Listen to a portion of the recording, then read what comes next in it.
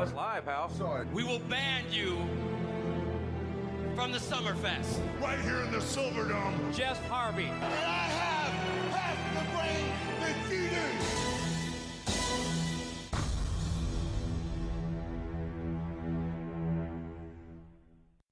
Welcome to Wrestle Hunks Weekly. I'm Brady Price, and as always, I'm joined by close personal friend of Masada Tanaka, Nathan Marlowe. Hello, how are we? What's going on, mate? How are you feeling after becoming close friends with a great legend wrestler? Oh, my head hurts. He's already given me multiple chair shots to the cranium. You mistaken? He must have thought you were Mike Awesome or something. Yeah, my name's not Mike, but I am awesome. That's where he got confused. Exactly right. So we've got a little bit to talk about this week. Obviously, top 5 and Q&A and all that sort of junk later on. But we'll start off. I had sort of the layout of the show sort of figured out until there was a tweet that dropped yesterday or the day before. No, yesterday it dropped. Yeah, yesterday. It was by an account of @Jon Moxley. I think that was the Twitter account. So for those that don't know, Dean Ambrose published a video on Tuesday night. It begins with him sitting restless in a prison before breaking out. A lot of people sort of speculating that it seems that it's a reference to him being in WWE and sort of breaking free. In the video, Ambrose is seen hopping the jail fence, gets his arm stuck in barbed wire, but he sort of just rips the barbed wire off with him. He's running away from police, and there's like a training montage. And he sort of, as he's walking the streets, he's just keeping the barbed wire around his arm. Then there's a montage playing, and the letters MOX display across the screen. The camera shows some blood dripping, and then we get a shot of Dean Ambrose smirking to the camera. So, what are your thoughts, Nat, on the video and the introduction to Moxley now post WWE?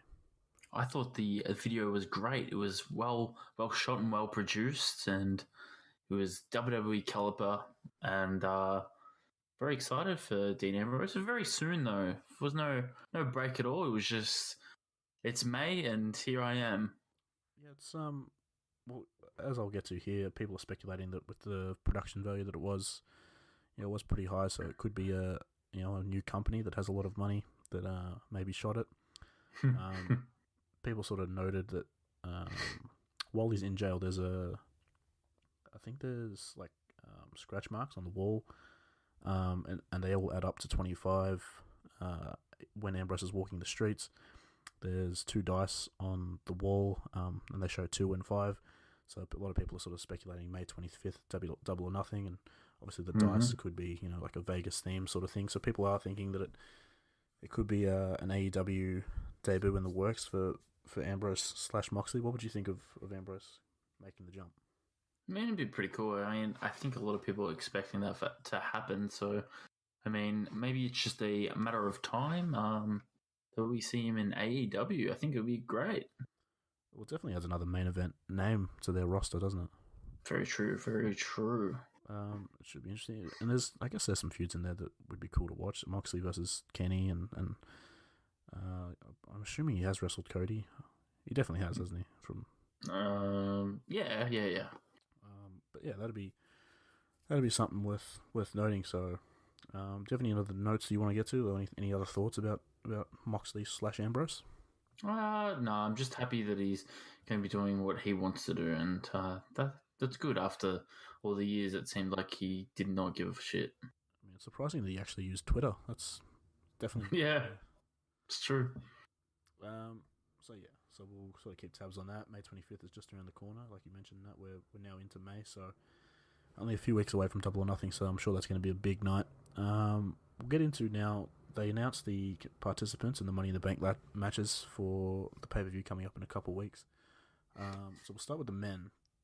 Announced first was Braun Strowman. What are your thoughts on Braun getting into the match and his possibilities of winning the briefcase 2 years in a row?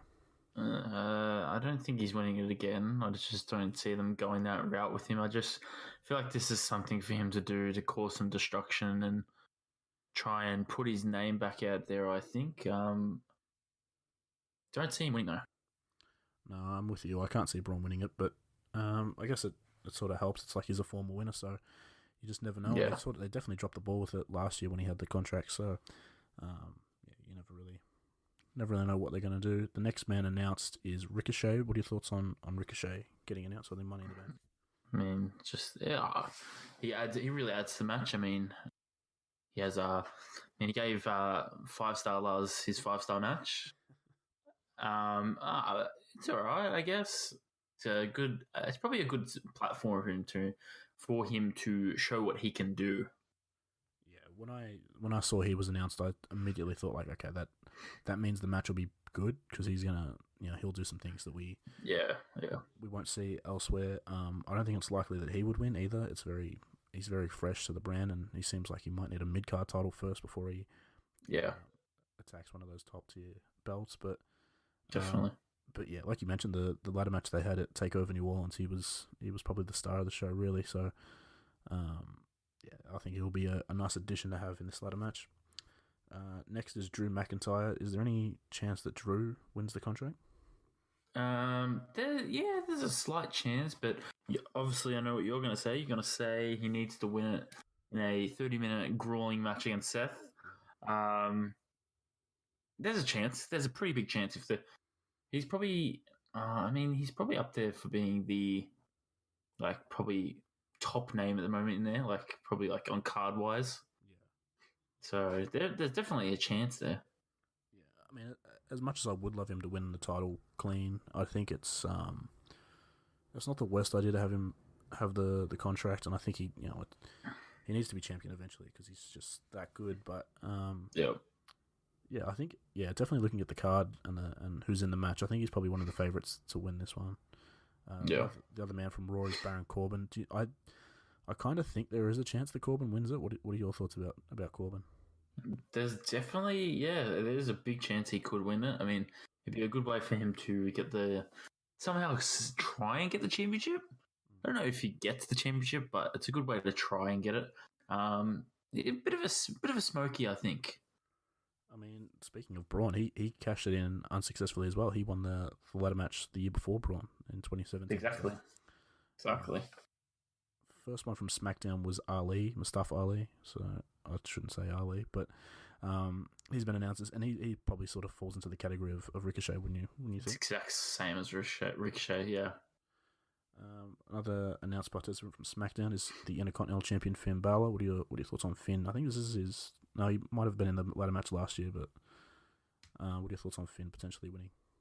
I don't see him winning. I don't see him holding a briefcase and the IC belt at the same time. I just don't see it. But it's just another high flying name to add to this match. Yeah. Speaking of, we've got Andrade is in the ladder match. Is he sort of the more likely person to win if it's a SmackDown competitor? Yeah, and he's personally he's my pick. Yeah, I think he's the right choice because I think he could use that win. Like Drew could win the title clean. Like Andrade could win the title clean, but it would be a great way to get heat on him if he cashed in on Kofi, a couple of months from now or something like that, and it immediately puts him as a top star on the brand. And then the last man that's in the match is Randy Orton. Is this just sort of throwing in a big name just for the sake of it, or? No, he's going to get another championship. No, I think it's just a veteran name in there, just for name recognition, I think. Yeah, it seems that way. Like, there's a lot of young guys when you look at Ali and Andrade and Ricochet, so to have Orton in there just adds that, star power and makes it feel like the match legit, so. Yeah. We'll move on to the women's Money in the Bank match. The first one announced was Natalya from Raw. What were your thoughts on Natalya getting introduced? Yep. I mean, that sums it up. Not excited. She's sort of like in the same boat as Orton to a certain degree, that she's the veteran of the women's locker room. And take that back. I'm not saying she's on the level of Orton. Okay. No. She's a veteran of the women, and have her in the match sort of, I'm sure she'll make sure things run smoothly with some of these fresher faces in the match. She'll do something. I'm sure she will. She'll do a wrestle. What was that, sorry? She'll do a wrestle. She'll do a wrestle. One name I know you're excited about is Dana Brooke, is announced from the Raw brand. What were your thoughts on Dana getting into the match? This is a chance. This is my pick. Um, this is my pick. Like, I just feel like they're kind of going with Dana Brooke. They're kind of running with this thing, and I feel like giving her the briefcase. I mean, it's not going to hurt. Even if she cashes in, she doesn't win. I think it's a good way to elevate a superstar who hasn't got to that level yet. Yeah. Well, I saw a lot of people on Twitter were sort of upset that on Raw you have like Ruby Riott, Sarah Logan, and Nikki Cross potentially. Like those are all names that didn't get in the match, and they're all pretty upset that Dana Brooke was. What do you say to those people? Yeah, that just makes no sense. Literally makes no sense. That's just like saying if Ruby Riott was in it, it's just like, oh, why not Dana Brooke, Nikki Cross, or Sarah Logan? They're literally the same people. They came from NXT. Yeah. Like, they're the same. People are going to get upset either way. Exactly. Damned if you do, damned if you don't. Yeah. I like it. I mean, Dana sort of, like you said, like she sort of had that mini push. She had that match with Ronda before Mania, and then she had that promo a couple weeks ago, so... I like the choice. I think it's the right move, and it definitely can elevate her if she has a good performance at Money in the Bank. Yeah. Fresh face on Raw is Naomi. She's in the match as well. What were your thoughts on Naomi? I mean, yeah, you can. I'm not a big Naomi fan, but I guess she's kind of failed to find her footing after having her championship run, and I think maybe at Money in the Bank, maybe that game gets it back. She adds some athleticism to the match. We've seen her do some pretty impressive stuff. Very true. Very true. She might have a couple cool spots in the match, which should be interesting. And a returning Alexa Bliss is going to be in the Money in the Bank match. She had a match on Raw, so it looks like she's back to competing somewhat. What are your thoughts on Alexa being in the match? Yeah, it's good. She probably got the most heat in that match, wouldn't you say? I mean, I think people are starting to enjoy the Moment of Bliss segments. Yeah, I think she's just the kind of superstar that we love to hate, and I think she's doing a good job. And I hope she doesn't wear a Converse to this match. Hope she wears something else. That definitely seemed like a bit of a distraction on Raw. Either wear something else or wear nothing, you know. I mean, I don't think she's a chance to win it at all. I just don't think after last year, her winning it, I just don't see it happening again. I'm not going to pull off a CM Punk and go back to back. No, definitely not. From the SmackDown side, Bayley has been entered in the match, which I guess makes sense considering that she's not challenging for the title. But what were your thoughts on Bayley in the match? I'm kind of bummed that she's not challenging for Becky's title. Yeah. That's probably about it. I don't see her with the Money in the Bank either. I don't think a Money in the Bank briefcase goes with the Bayley character unless she scheduled the match beforehand. Yeah, that's the only way, I think. But I think, they preferred putting in this contract on a heel, so I don't know if she's the one for it. Yeah. A potential candidate would be Mandy Rose, who's from SmackDown as well. She got permission from Sonya Deville that she can go into the match instead of her. What are your thoughts on Mandy being in the ladder match? Yeah, she asked her mum to be in the match, and her mum gave her the match. I'm kind of sad for Sonya, but at the end of the day, if Mandy Rose wins, they're going to share that briefcase, and that's all right with me. Another one that's in the match is Carmella, she's one of the two that have won the Money in the Bank on the women's side. So what are your thoughts on Mella being in the match? It adds... I guess it adds a pretty big name since she is Money and she's won 2 Money in the Bank ladder matches. So I think it's a pretty big deal that she's in it. And, there's always a chance she can win it again. I feel like she's the type of superstar that out of nowhere we can get behind. Yeah, that's true. I think the crowd is pretty behind Carmella at the moment, so you just never know. And exactly. The last name that's in the women's ladder match is Ember Moon, who I think is a pretty strong chance of winning. What are your thoughts on Ember? I don't love her as much, but she's a chance. She's a little smoky. I hope we don't see an eclipse off a ladder. Jeez, that could be insane. I hope we don't see one. But that match is looking pretty good. Both of them. Yeah, that's what I was going to ask. Overall, do you feel like both matches are pretty solid heading into the pay-per-view? Yeah, they look like they have some good quality. Like genuinely, there's names there that I care about. I'm invested in, and then I'm like, I want to see them win. But then there's like, oh, there's another guy, like, but I'd like to see them win. So there's going to be a bit of conflicting thoughts in my head watching these matches, and I'm just excited for it. It's really a big 5 pay-per-view. That's the way. Well, the match that's also been announced for the Money in the Bank pay-per-view is Miz McMahon 2. We're getting Shane versus The Miz in a steel cage. At Money in the Bank, Bobby Lashley defeated The Miz this week on Raw with some help from Shane.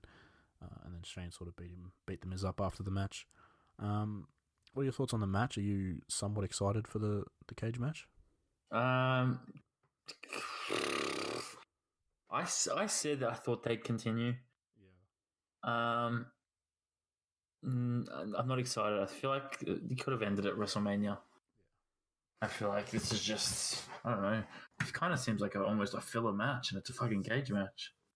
Yeah, I sort of think this is like I don't know, like getting The Miz acclimated to Raw. Like this is his first sort of feud. While there's other things going on Raw, like the ladder match and the Universal title. We'll have Miz just finish off his feud with Shane. Yeah. I don't know. I'm with you. I don't really care for it. I don't know. Shane will probably do something stupid off the cage. So yeah, probably do an elbow drop off it or some shit. Yeah. So I mean, that's cool, I guess. But you know, I don't like seeing an old man almost die. So that's not really my thing. Just a couple questions on The Miz. How do you see him as a babyface playing out? Not well. I feel like the crowd's going to get pretty stale on it pretty quick, I think. I don't think it's going to be a happy relationship. It just seems like we love him when he's a heel because that's where his best work is, and we appreciate the work that he does. And then when he's a babyface, it just feels wrong. Yeah, I get you. It's just a little bit out of place. We like him as a heel, but I don't know. You never know. He might turn eventually again, so... It's true. We'll see how that plays out. We had some injury news on SmackDown. Jeff Hardy, the Hardy Boys came out and they announced that Jeff will have to undergo knee surgery and be out for up to 6 to 9 months. So now the tag team titles are vacant. Then Matt Hardy and R-Truth got beat down. R-Truth came in for the save. He got beat down as well by Lars Sullivan on SmackDown. So I just have here, these are like the teams on SmackDown at the moment. So it's the B team who have moved over. They moved over this week. Primo and Epico on the brand apparently. Heavy Machinery, Rusev and Nakamura, I think together still. And when Big E gets back, the New Day will be on the show. Do you see a team there that seems like the likely ones to take over as champions on SmackDown? Nope. I mean, yeah, it's. I don't know how you pick one, to be completely honest. Wait, Heavy Machinery is still there yet? Yeah. I mean, it's kind of almost has to be them. Like, just by elimination. They've sort of lucked their way into it, I think. I know, somehow. That's good. That's rare for an NXT tag team. I mean, it's kind of sad. Like, I've mentioned the 4 teams. Like, you've taken the New Day out because they're not healthy at the moment. Like, B Team and Primo and Epico are former champions, and we've just completely dismissed them as chances to win the titles. Yeah. If you're just looking at that, like, Heavy Machinery, Rusev, Nakamura might feud at some point. I don't know. It's looking kind of bleak there for the SmackDown Tag Division, I think. Yeah. So we'll get into some other news and notes. We'll start with Raw. Speaking of tag teams, the Usos defeated Luke Gallows and Carl Anderson, who have now been moved to Raw, which seems strange considering what we were just talking about. But after the match, they showed footage of Dash Wilder shaving Scott Dawson's back, which is a thing. And then Hawkins and Ryder later defeated the Revival with a roll-up. What were your thoughts on the Usos segment with the Revival? I mean, personally, I thought it was hilarious. I seem to be pretty alone on that, but everyone said it's a joke to wrestling, but like they forget they've done this shit before. They did the Christian and Chris Jericho backstage with the bath towels, and I don't know. I enjoy it. I enjoy a bit of comedy here and there. What I don't get is when people think that this is bad and they shit all over it or whatever, but this is literally like the Attitude Era was a bunch of stupid stuff like this. Every single segment. Yeah, and one thing I think is like Vince doesn't like just wrestlers going out there and wrestling. Like, he wants a story behind it, and he wants people to be invested in the characters. Exactly. And this is like, even though it is kind of stupid, but at least that he's trying to find a way for people to get invested in the revival. He wants them to be on the show. He wants people to be invested in this tag match between them and exactly. themselves. No, that's exactly right. So, for me, I enjoyed it. I thought this might be a chance for the revival to show a bit of personality, and like, the thing in NXT was they're good at wrestling, and they don't do flashy stuff, and which that people on the main the main roster is sort of directed at kids, and kids don't really care for people that are like the revival. So yeah, that's when you target a demographic such as kids. That's what's going to happen when you get serious wrestlers. It's a fact. Exactly. I think Carl Anderson and Luke Gallows are sort of in the same boat. Like, they are hilarious, but they haven't had a chance to show it, and we sort of just know them on TV as these two guys that are good at wrestling. So, and they do some funny stuff sometimes. Yeah. So, yeah, for me, I like it. I think the more they can show the personality of Dawson and Wilder is better, I think. So, I mean, we'll see how it plays out. Sure. What does that feel? I've sort of paired it together, but Becky and Lacey Evans got into a pull apart, as did Seth and AJ sort of got into a brawl during their contract signing at the end of the show. Is it sort of just stagnating for the next couple of weeks for these two feuds? Has it piqued your interest yet? Or I'm excited for Becky and Lacey, but Seth and AJ, yeah, it's gonna spin its wheels until we're there. I think. I feel like they'll probably have a tag match, and oh no, they're not teaming up well together.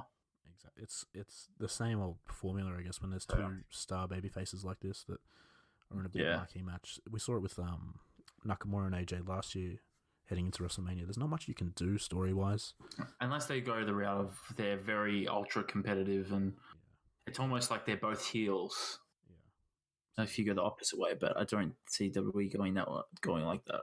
So we've got I think there's 2 more episodes of Raw until Money in the Bank, so I'm sure it'll sort of just like be the same old sort of stuff. Like, AJ's going to say, I'm better than you, and Seth will say, no, you're not, I'm better than you, and stuff like that. No, I burn it down, and no, I build up SmackDown. Woohoo! Everyone have fun. It's going to be a war of words. Like, the match is going to be great, but getting there, I think, might be a little bit of a slog. Yep. I know everyone was tuned into the Firefly Funhouse this week, and the word of the day was sociopath, which was, that's good that Bray's teaching the kids. What were your thoughts on this week's episode of the Firefly Funhouse? Hilarious. He painted a nice, pretty picture. Yeah. I saw doing the rounds the Simpsons related of the Ringo Starr painting. Did you see that? No. You know how Marge paints that painting for Ringo Starr? Vaguely, yeah. It was just that, but it was from Bray. That was fucking hilarious. It was a good segment. I feel like a lot of people are actually tuning in just for that promo, and that's when you know you've got something, and they need to utilize that. And you can't have. Actually, I'll let you get to it afterwards. And I'll dive in deeper. Get into. Oh, you want me? Sammy's, yeah. Yeah. Well, yeah. It's sort of interesting. I enjoy. I don't know. It's just so weird that I'm so excited about this character from Bray. We don't really know what's going to come week to week, and one thing that I think will pop you. I saw a comparison of I've forgotten the character that popped up, the little rabbit, on Bray's show, but someone put a photo of that next to what's his name, Kevin Dunn, which was with the big butt. Oh, yep, that makes perfect sense. If anyone hasn't seen a picture of Kevin Dunn or doesn't know who Kevin Dunn is, go check it out. It's very funny. Yeah, so obviously we'll tune in next week, see what happens on the Firefly Funhouse. But moving on, Rey Mysterio defeated Samoa Joe in a non-title match and then celebrated with his son Dominic. Dominic got him on his shoulders. It was very weird that he was like Dominic's the son in that situation. I don't know. It's funny to watch. But what are your thoughts on Rey beating the champ? Well, I think it's really weird. What the fuck are they doing with Dominic? He just comes out and celebrates. I don't know. Are they like waiting for it to do something with him? I don't know. It's kind of weird. It is weird because when I saw the backstage promo with Ray and Dominic, I thought, okay, it's probably going to end in a DQ or something like that, or Ray might win, but Joe's going to attack Dominic or like something. He's going to get involved. Yep. I don't know. It is strange. I think something has to play out because otherwise it just makes no sense that Dominic's been involved in the whole story between Joe and Ray. Very true. And the last sort of thing I want to discuss is Sami Zayn discusses what psychological entitlement means with the WWE Universe, which is just another great promo by Sami. He's just in some very good form at the moment. So what are your thoughts on Sami's rant this week? Just to link it with Bray's thing, people are tuning in for the Bray Wyatt segment, and that's good. But then you have also at the same time, you have Sami Zayn telling us to turn off the WWE and go to hell and stop watching. And eventually you're going to make your fans do that. You are going to make them stop watching because your product is shit. And I feel like if they... a lot of people are going to not watch anymore if this Bray Wyatt character gets absolutely buried. I feel like this is going to ruin it for a lot of people. And I don't know. It's interesting to see where the Sami Zayn thing's going to go because I'll be honest, Raw and SmackDown are going to shit. Yeah, well, I'm trying to stay positive. The ratings are dropping, and that's something I was going to mention after the SmackDown notes. But do you see any concern with how the ratings? I think have dropped to the lowest since maybe WrestleMania or Royal Rumble or something like that. Mm-hmm. What are the concerns that you see with that? Look, I'll go into a piece of news now. I might as well just get it out of the way because Vince talked about it actually on last Thursday, and he said he points the ratings to 15 of his top and mid-card talents being out as the reason for declining numbers. And this is a direct quote from him: "When you don't have talent, you don't have storylines." Fucking bullshit. When you don't have storylines, you're not going to do that well in terms of live events and television ratings. It was like a cascade of things that happened, he said. McMahon followed this up by saying that all of those talents were back and that they made new talent. He was optimistic for the future, citing a new addition to the writing team and new live events team that is now in place. I mean, I don't know. I don't even know what... the show has to improve. The storylines have to improve. I don't know what the plan is for going forward. Because the product hasn't changed that much, over the last year when you think about it. Not really. And there are some... It's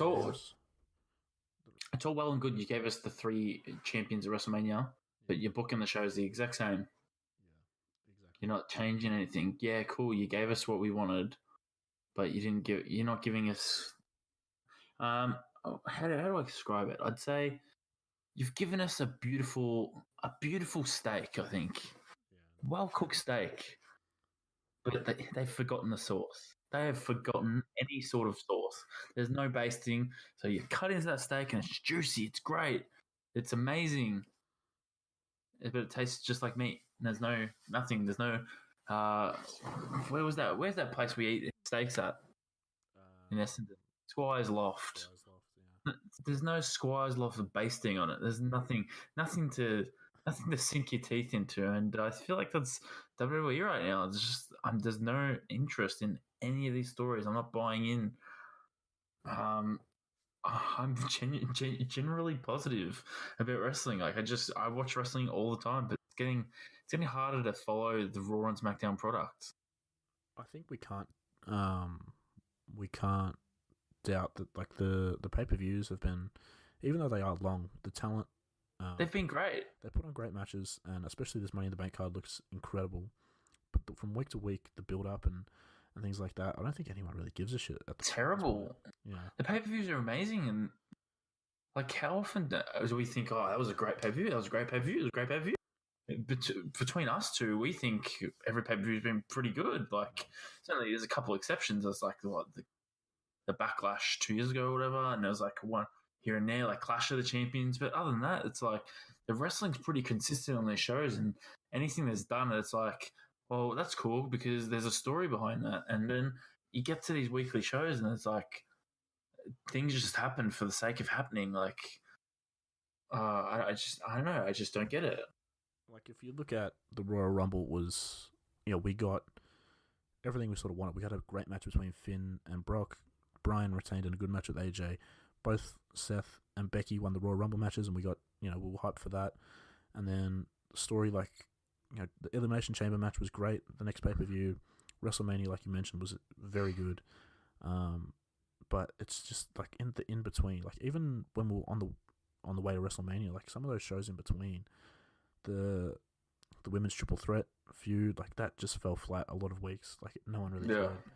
Just things like that. Like, if they didn't have that build for Kofi, like on the road to WrestleMania, it would have been very boring to get there. Like watching SmackDown. Oh, exactly. 100%. And I think it also comes down to how much talent they have. If you have way too much talent, why are you bringing up NXT talent? When you bring up the original thing when you're doing in NXT, you were bringing up talent when they were perfect, tip top. You brought them in, you gave them a little push.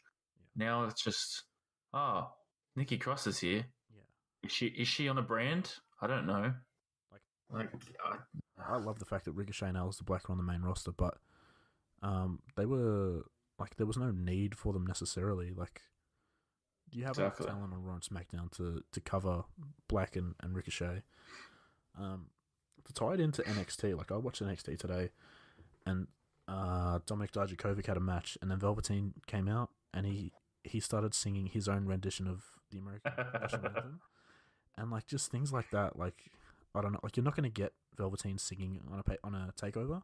Nope. But he's like doing things on the show, the week-to-week show, that just keep you engaged. Make it interesting. So, just on a little side note, Dijakovic, fucking absolute superstar, absolute specimen. He's a big boy. Like, I'm actually a big fan of him now. I like him. Did Beth Phoenix commentate on NXT? No, it was Percy. There's a report she's doing commentary. Oh, that's not good. I think there was a taping today. I think I saw someone tweet about it. Okay, that's not good. That's not news. I definitely would mute it. Alright, so we'll move over to the SmackDown sort of news and notes, and we'll start with Kevin Owens, Kofi Kingston. Their storyline sort of heating up, and they've now announced a match for Money in the Bank. Kofi will defend the title against KO. What were your thoughts on the segments that sort of they bookended the show with Kevin Owens and Kofi Kingston? What were your thoughts on everything that went down? Yeah, pretty good. They're doing a pretty good job with this feud. They didn't really need to do a whole lot, and I think they've done a good job with that actually. The little turn, it was cool. I like the Kofi sort of like, he was really fired up, and we don't want to see this drop off from Kofi, like the Kofi Mania, because I was definitely concerned that they would drop the ball as soon as he won the title, but this feud seems good and people are engaged. People are obviously despising Kevin Owens, which is great. He's a great heel, and people are still invested in Kofi and want him to continue as champion. So that should be a good one heading forward. We saw Becky Lynch defeat Bayley in a non-title match before she was attacked from behind by Charlotte, and this sort of reeks of the Lacey Evans feud from Raw, and just seems like things are happening sort of the same between both feuds. Yeah, a little bit lazy booking, I think. Not excited for the Charlotte match, not at all, and it's very much a possibility that Charlotte wins it, and I don't know. But would that be a good thing if Charlotte wins it so that she can sort of defend it against new? Yeah, I think yes, I do think it would be better if Charlotte did win, but I don't know, I'm just not really caring for the match, if I'm honest. No, it's one we've seen. I mean, for the most part of the back end of last year, and we saw it, throughout this year as well. So I don't blame you for that. Yeah. I actually did see someone that sort of compared it to how we had Triple H versus Shawn Michaels for a lot of pay-per-views through 02 to 04, and they were like, well, no one complained about that, so what's the difference? And I feel like the difference... I guess that's true, but... I feel like the difference I wanted to point out was I was a little kid back then, and I didn't know better. Like, if I was a mark back in 02 to 04, I probably would have been like, okay, well, give Chris Jericho a shot or something like that. So, what did they fight from? They fought from, what, SummerSlam 02 to... He was like... I watched it last night, actually. Bad Blood 04. I watched it last night, for real. They had like the Hell in a Cell match or something, didn't they? At Bad Blood? Yes, they did. Yeah, that's good stuff. And then lastly, Roman Reigns defeated the B Team with Elias as a special guest referee enforcer. What are your thoughts on Roman fighting against the odds? To sort of, I think Shane McMahon sort of putting all the odds against Roman. Yep, same old. He's just gone back to the same old Roman, I think. I think they've got to get out of this habit of having Roman against everybody. Like, clearly he's not. We're smart enough to know. They know, the fans know that the Authority isn't against Roman at all. So why sort of keep doing it? Yeah, it just doesn't make any sense. Like, it's a completely different situation to like Becky. It's not working. No. Like, they're just going back to it. Like, they had all this positive energy about Roman, and they're gonna ruin it. And look, I wanna hope Elias can kill Reigns, but it's just not gonna happen. They sort of need like Cena did it when he was first drafted to SmackDown when the brand split happened. It's sort of like use Cena as a guy to help get other people over, and just have feuds between Roman and Elias. I'm fine with that. It elevates Elias because he's on that level as Roman. But we don't need this where it's like, oh, how's Roman going to win? Like, we know Roman's going to win. We've seen it for years. So exactly, it just doesn't make sense. So that sort of does it for Raw and SmackDown. We've gone a little long there on that sort of stuff, but we'll get into your news roundup. Alrighty, well, we already kicked off with that news about Vince McMahon, so across the line. So next up we have Dean Malenko. He has quit the WWE as a producer. And then the next day, Dean Malenko is now appearing at StarCast 2. You wouldn't read about it. You wouldn't read about it. I thought that was hilarious. Just the next day, yep, go to StarCast. And don't be surprised at an announcement that he's all elite. And he's apparently he's a really good wrestling mind. He has a good mind for the business. So hopefully we see him in all elite wrestling. Is Billy Gunn the only producer? Is that what his role is? Yeah, at the moment, yeah. I feel like that's what he is. I mean, that's a good. I mean, to have Dean Malenko join him as another producer would be a pretty good signing, I would have thought. Just on Billy Gunn, I'd give if you're into Ride Along, I'd give that one a miss. Not a good one. Beth Phoenix and Natalia have the charisma of Mrs. Dad. It's not good, and X-Pac, he needed to wake up a little bit earlier for it. I think he just does not give a shit about Road Dogg's fucking shit. When did they film this? WrestleMania day. Oh, the day of WrestleMania. Yeah, them going to the arena in the morning. Cool. So we have Stacey Irvin Jr. is officially no longer WWE. He was a gymnast who signed with the PC last year. He had a couple of matches. He even had one on TV, but he's now released. WWE.com posted an article today revealing the list of names attending the new tryout for the PC, though. And among those in attendance were Lucha Underground wrestler, if I butcher this, good luck, Ivelisse Velez. I only know her first name, but you nailed it, so... Nice. And from MLW, I know this bloke because I actually like him a little bit. Lance Anoa'i of the Anoa'i family, he is Samu's son.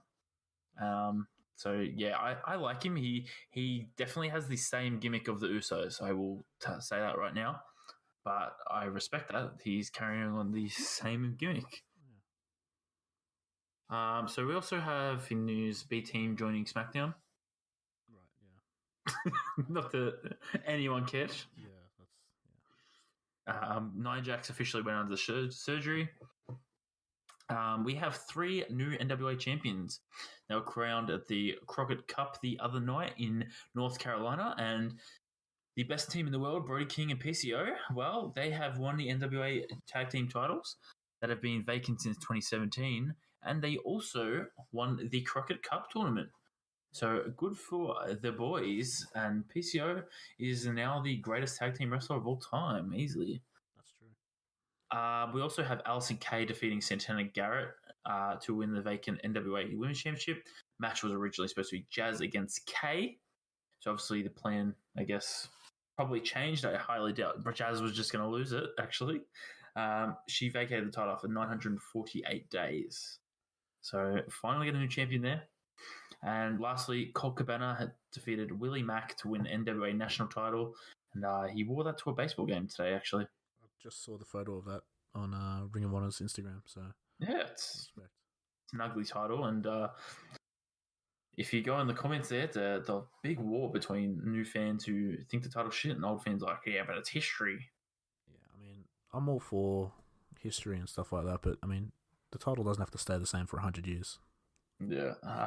So next up, we have the Tacoma Dome have announced that they will be hosting WWE Stomping Grounds, which is a pay-per-view. A new WWE pay-per-view that will be around on June 23rd. This will be the first time WWE has used the Stomping Grounds pay-per-view name since Backlash was originally scheduled to take place in Pechanga Arena in San Diego, California, but that's been cancelled and replaced with Stomping Grounds. The original event in San Diego is now a house show, and Meltzer reported this in the most recent edition of the Observer, and that the switch of dates and location for the pay-per-view was actually a done deal a while ago. I mean, with the Stomping Grounds name, I wasn't sure about it, but then I always think back and be like, well, is it better than Great Balls of Fire? And if it is, then I'm like, okay, that's all right. And the answer is yes. So next up, we have Brian Cage, who captured the Impact Championship from Johnny Impact at the Rebel Complex in Toronto at TNA Rebellion. But he actually suffered a back injury in the match, and it seemed to be pretty serious at the time. The injury was believed to be taken when he had a spot where he took a Spanish fly off the ramp onto the floor, which is a pretty brutal spot if you haven't seen it. Yeah. He continued match, but shortly after the show was over, he couldn't walk and had to be rushed to hospital. He was also attacked after the match by Marco Algan, which Marco Algan's a cunt. But I read later on that Brian Cage's injury is actually not serious, and he just needed some rest. That's good. So Lucha Central reports that Jeff Cobb, Famous B, and Sonny Kiss have all sought legal representation to secure their release from Lucha Underground, which is interesting because Joey Ryan and a couple others did that not long ago. And Jeff Cobb is very interesting in particular because his character was actually killed off during the fourth season, so there's no reason he should be under the contract. Yeah. We also have Brock Lesnar retiring from UFC. Any thoughts on that? Has that been confirmed, or was that just Dana White that said it? Dana White said it. Well, Brock doesn't really speak, I guess. So that kind of scares me because that means Brock's probably going to stay in wrestling for a while. So there's also a report today that Lesnar may be retiring from WWE. Oh, I mean that's fine then. And maybe the Saudi show is like his last show. Oh, he did get confirmed for the Saudi show, did he? Yeah, we'll get into that. Killian Dane has been sent back to NXT. That's good. I'm happy for that. So I guess that's something good for him. WWE has also announced the date of the next TakeOver special, but the location yet to be revealed. In a video from WWE, Kathy Kelly announced that the next TakeOver will take place on June 1st. Details, including ticket information, were revealed on Triple H's social media accounts on Monday afternoon. The event center at San Jose State University was originally supposed to host a takeover on June 8th, but there were changes to WWE's schedule when their next show in Saudi Arabia was moved from May to June. So takeover coming up pretty soon in a month. Yeah. So I'm assuming we get Dream versus Dijakovic there. That's exciting because it's like a standalone takeover. And I think it'll be Johnny versus Adam Cole again, if I'm not wrong. I mean, you can't go wrong with that, can you? So next up, Beth Phoenix is the latest addition to the NXT commentary team. She came out during tonight's NXT tapings at Full Sail, was announced as the newest member of the commentary team. Percy Watson, who usually joins the team, was not there, and his status on the NXT is currently unknown. That kind of sucks. I enjoyed Percy with Morrow and Nigel. I thought they worked really well. I really liked how they worked, and they've been They've been doing it for a while now, and so the chemistry's pretty darn good. Yeah. That's Oh, it's all right to have the chemistry of a potato there now. Last night's SmackDown on the USA Network averaged 1.8 million viewers, the lowest number for the show since the 2016 brand split. And its move, and its move to airing live on Tuesday nights. The show was down 12% from last week, almost 25% from the same week in 2018. This followed a night in which Raw was down almost 30% year over year, and SmackDown retained the usual 85% of Monday's audience. The SmackDown number is usually tied in some ways to the Raw number, so this is not that surprising, which as the Raw one was pretty low too. Next up, the next show in WWE's highly controversial deal with Saudi Arabia has been announced. The next show will take place Friday, June 7th at the King Abdullah Sports City Stadium, which was where the Greatest Royal Rumble was held. We'll air live on the WWE Network. The first 8 wrestlers have been announced for the show, with Goldberg as the most notable name among them. It's also advertised that the event will feature Roman Reigns, The Undertaker, Kofi Kingston, Braun Strowman, Seth Rollins, AJ Styles, and lastly, Brock Lesnar. I'm intrigued. The only thing that's intriguing me about that is what Goldberg's role will be. Whether he wrestles again or... He's wrestling. He's definitely wrestling? He's wrestling against Taker. Wow, that's huge.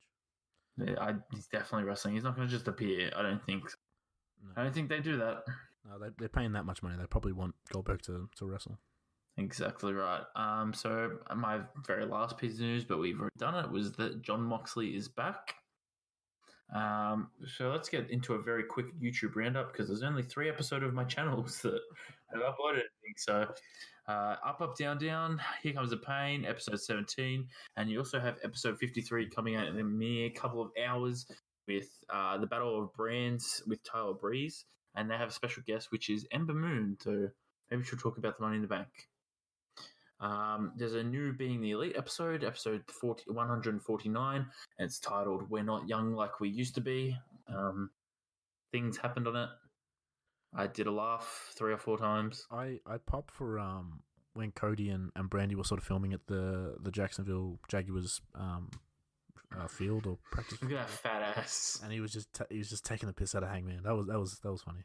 That was pretty good. Look at that fat ass run. He's got to be better.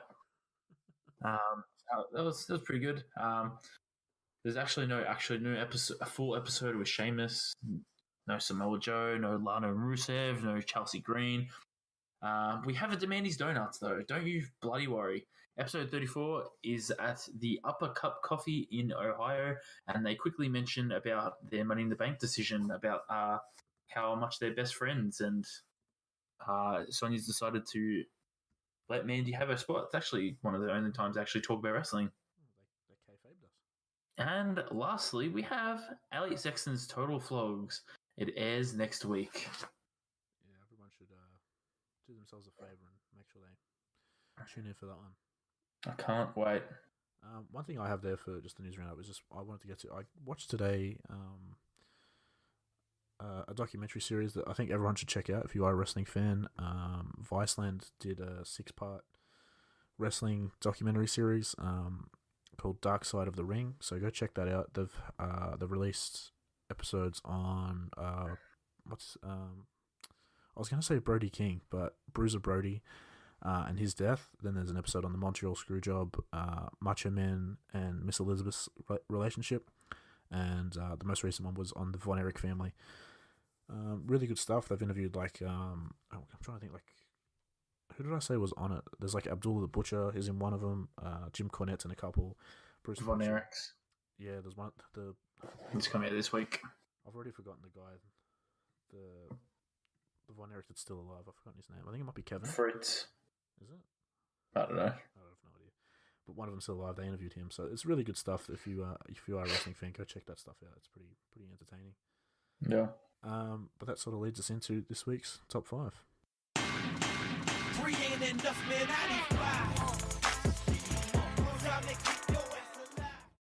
Alrighty, so it's me, yeah? Yeah, it's your turn this week.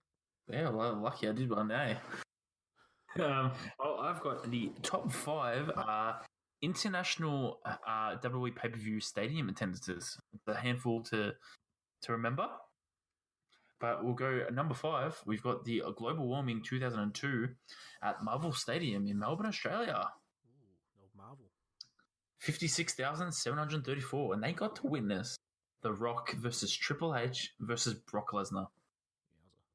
And I'm not going to lie, that is the best sounding match on this list. I don't even care. Number 1 is like, whatever happened. Yippee, yeah, but that's pretty hot, those names. Yeah. So next up, we got number 4. We have the Greatest Royal Rumble in 2018 at King Abdullah International Stadium, as we were just talking about, and that seats 60,000, and apparently they hit that. And your main event was the 50-man Royal Rumble that Braun Strowman won. He held up that championship, and then the championship was probably thrown in the bin. Yep, and Baba Tunde was in the match.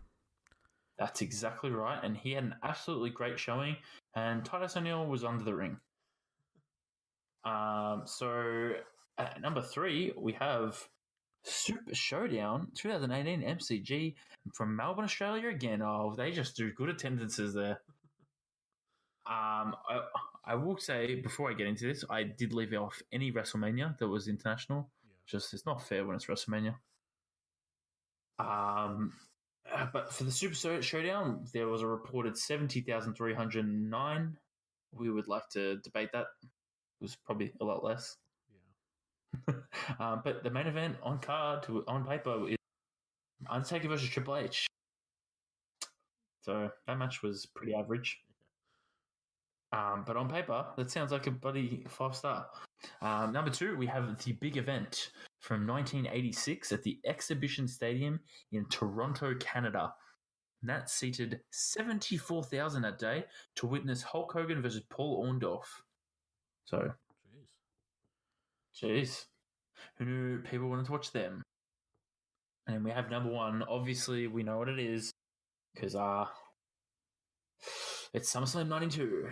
Wembley Stadium, London, England, in UK, 80,355. And we have Bret Hart versus the British Bulldog, where British Bulldog overcomes Bret Hart to win his first Intercontinental title. It's a really great moment. That's a good little... It was a good moment. I've never gone back to watch that, but apparently it's, British fans' big moment through the 90s. So yeah, it's pretty good. So that does it for the top 5. We'll move on to some Twitter and Instagram questions. The only one I got here from Instagram is from @Kaufman_Anthony, and I think I sent it to you, Nat. I don't really know what to make of it.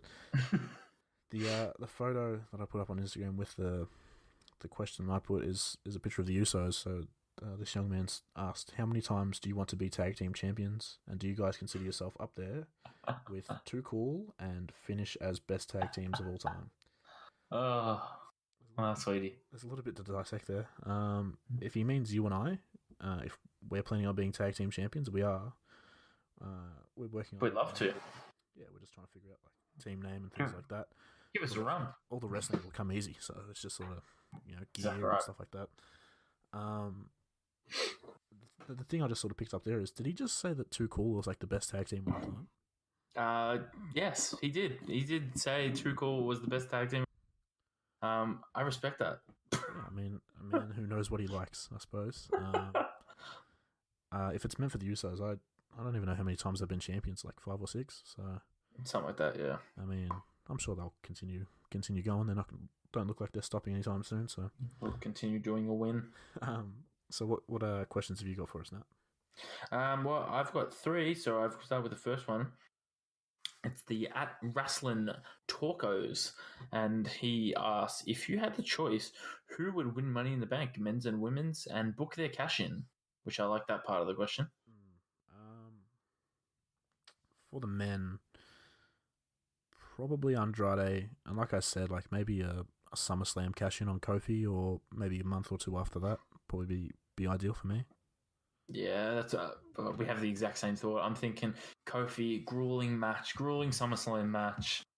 And then you have Andrade come out and crowd will go fucking nuts. And the reaction, I feel like it's going to be the exact same reaction when he won the NXT title. Yeah. Just Zelina Vega and him just absolutely soaking in the emotion, and kind of hope that happens.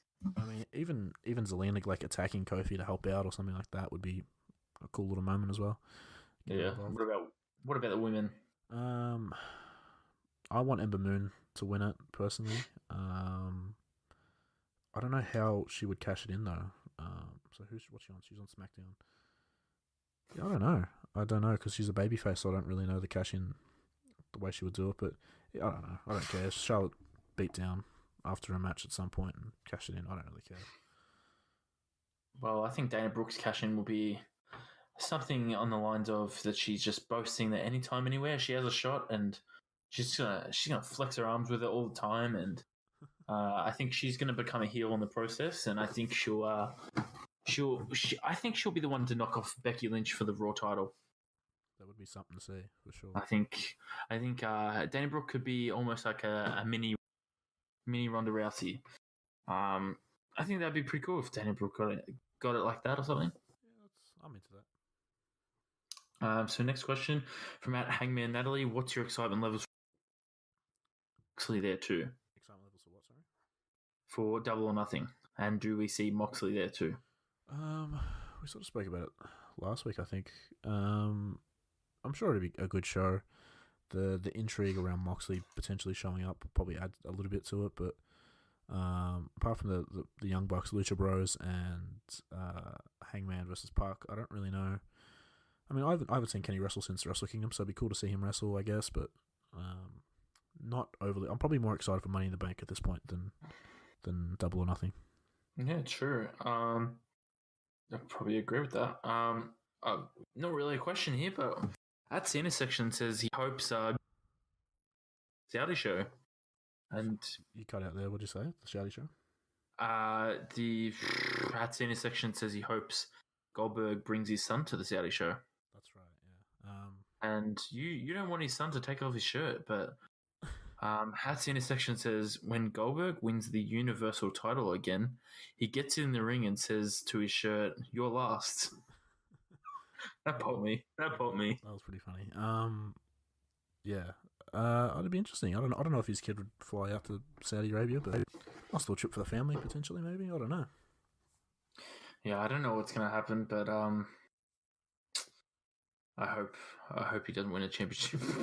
So we were sort of speculating that it'd be Elias versus Undertaker at that show, but what do you think they do with Goldberg then if it's Undertaker Elias?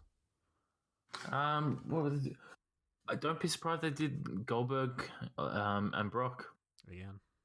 I wouldn't be surprised. I feel like that'd be an easy way. I wouldn't even be surprised if they did Roman Goldberg. Yeah, actually, that's probably a chance to. They've got some options. Goldberg squashing Kofi Kingston for the title.